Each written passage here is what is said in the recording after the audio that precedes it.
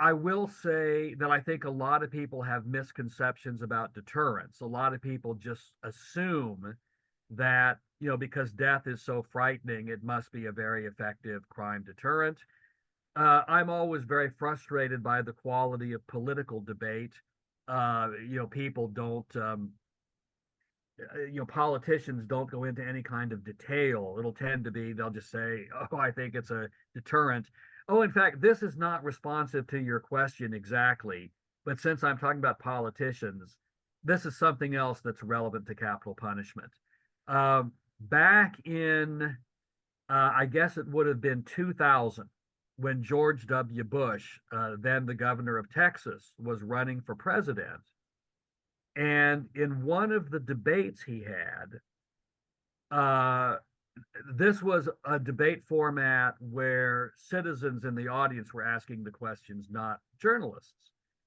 And so a citizen asked him a question about the high rate of capital punishment in Texas. At that time, Texas was executing people more than any other state. Now it's Florida. Then it was Texas. The person asked him, are you proud of that? Are you proud that your state kills more people, this way than other states?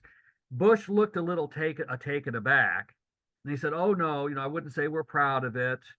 But then he pivoted and said, "But I can look you right in the eye and assure you that every one of those people who was executed got a fair trial. That I can assure you."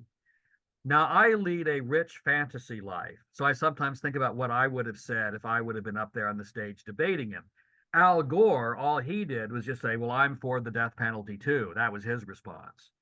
My response would have been, okay, you say you can look that young man in the eye and say that all of the people executed in Texas when you were governor got a fair trial. Let me ask you this, Governor Bush. In every case, was their state appointed defense attorney awake during the trial? In every case, was their state appointed defense attorney sober during the trial? And the reason I would have asked those questions, there were two cases that went to the Texas Supreme Court where that was the basis for the appeal. The attorney for the accused slept through the trial in one case. In another case, he was drunk during the trial.